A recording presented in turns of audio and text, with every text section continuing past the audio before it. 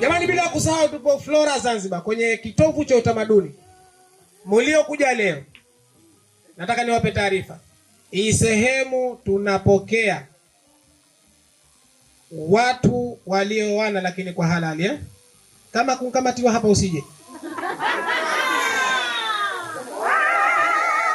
Kama kunkamatiwa unakuja honeymoon hapa usije, hatukupokei. Huko labda wewe mumeo ongeza mke wa pili kwa siri siri. Tutakuja kuficha hapa. Wale tunajua ni halali. Siri sisemi, siwezi kuitamka, imewashinda wasomi, ni ngumu kuagulika. Jamani, hii leo ni siku ya furaha. Hatupendi kukumbuka huzuni, but ni kitu kikubwa sana. Nisiwachoshe, narejea tena. Hapa ni Flora, inapanetwa Flora Zanzibar, ni kitovu cha utamaduni.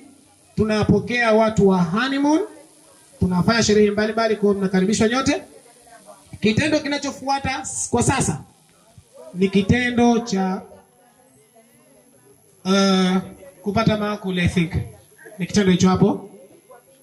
Kwa hiyo ningeomba bibi harusi au bwana harusi mrejeshe mke wako kwenye kiti, lakini wewe usikae kwenye kiti.